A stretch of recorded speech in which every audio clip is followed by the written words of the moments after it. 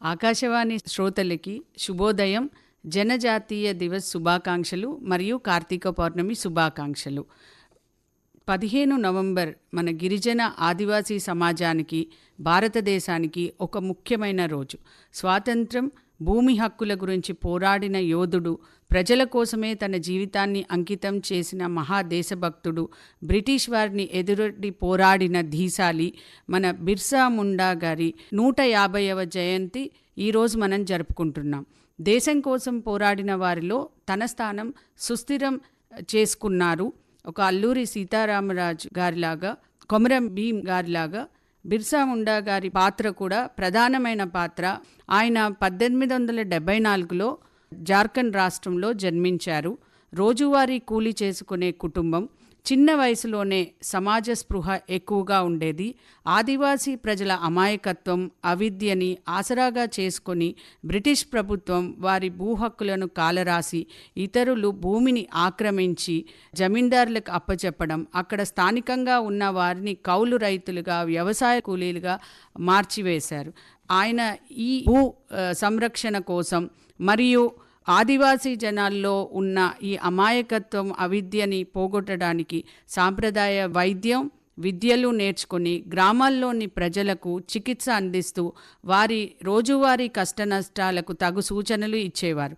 అందుకే ఆయనని భగవాన్ బిర్సా అని కొన్ని తెగలవారు, ముండా, ఓరాన్స్, ఖరియాస్ తెగలు ఆయనని ఒక దేవుడిలా పూజించేవారు.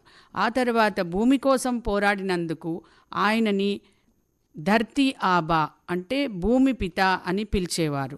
1895లో ఆయన ఉద్యమాన్ని అణిచివేయాలని బ్రిటిష్ వారు ఆయన్ని అరెస్టు చేశారు.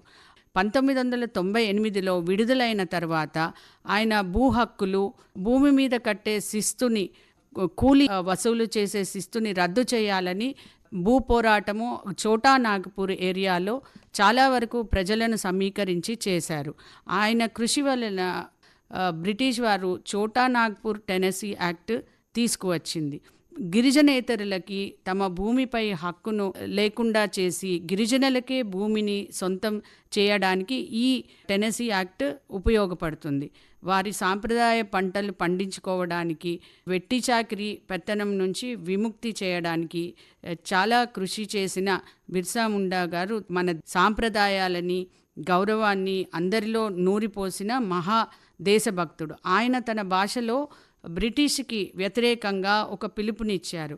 మహారాణి రాజ్ తుండు జానా ఓరు అబువా రాజ్ ఏటే జానా అంటే మన రాజ్యము మళ్ళీ రావాలి, బ్రిటిష్ రాణి రాజ్యము పోవాలి, మన సొంత రాజ్యం మనము సాధించుకోవాలి అని. అది ఇచ్చిన తర్వాత కూడా మళ్ళీ ఆయనని అరెస్ట్ చేసి బ్రిటిష్ వారు జైల్లో ఉంచారు.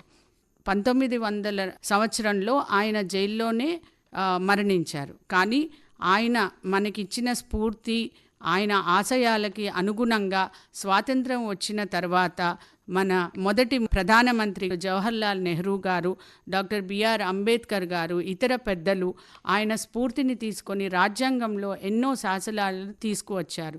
భూమిని గిరిజనేతరుల చేతిలో పెట్టకుండా కాపాడడము, వారికి విద్య, వైద్యం, వ్యాపారం పెంపొందించే పలు పథకాలని ప్రవేశపెట్టడము, ట్రైబల్ సబ్ ప్లాన్స్, తర్వాత కేంద్ర ప్రభుత్వము 2023-24లో ప్రవేశపెట్టిన ప్రధానమంత్రి జనజాతీయ ఉన్నత గ్రామ అభియాన్ యోజనని బిర్సా ముండా గారికి గౌరవంగా దానిని పేరు మార్చి ధర్తీ ఆబా జనజాతీయ గ్రామ ఉత్కర్ష అభియాన్ అంటే దీని వలన మన భారతదేశంలో ఉన్న మొత్తము గిరిజనులు 10 కోట్లు సుమారుగా ఉంటే అందులో 63,843 గ్రామాలని, 705 వివిధ ట్రైబల్ కమ్యూనిటీస్ని భారతదేశంలో వీరికి ధర్తీ ఆబా జనజాతీయ గ్రామ ఉత్కర్ష అభియాన్ కింద పక్కా ఇళ్ళు, మంచినీటి సదుపాయం, వైద్యం, విద్య, అదే కాకుండా జనానికి దూరంగా అటవీ ప్రాంతాల్లో ఉన్న వారికి భూమి హక్కులు, సాంప్రదాయ విలువలు అన్నీ కూడా వారికి కలగాలని 79,156 కోట్లతో 5 సంవత్సరాల ప్రణాళిక రూపొందించారు. ఇది కేంద్ర ప్రభుత్వం మరియు రాష్ట్ర ప్రభుత్వం సమన్వయంతో వారిద్దరి సమిష్టి కృషితో దీనిని 63,000 గ్రామాలకు తీసుకువెళ్తారు. ఇది ఒక గొప్ప స్ఫూర్తి. మన బిర్సా ముండా గారి స్ఫూర్తితో ప్రతిష్టాత్మకంగా తీసుకున్న ఈ ధర్తీ ఆబా జనజాతీయ గ్రామ ఉత్కర్ష్ అభియాన్ అనేది ఆయనకిచ్చే అసలైన నివాళి, అసలైన గౌరవం. ఆయన 25 సంవత్సరాలే ఈ భూమి మీద ఉన్నా కూడా 25 సంవత్సరాల్లో ఆయన స్ఫూర్తి కొన్ని లక్షల మందిని చేతనలు చేసింది. ఆయన సంస్కృతి సాంప్రదాయాల్ని కాపాడే విధానము, అటవీ ప్రాంతంలో దొరికే వైద్య మూలికల మీద ఆయన చేసిన పరిశోధనలు, ఇవన్నీ కూడా మనకి స్ఫూర్తిదాయకము.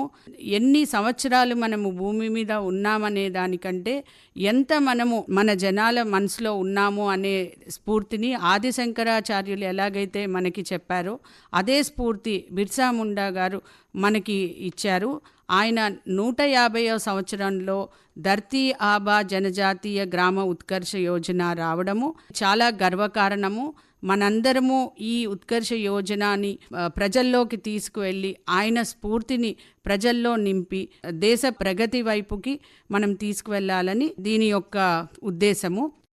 శ్రోతలకి జనజాతీయ దివస్ శుభాకాంక్షలు. జై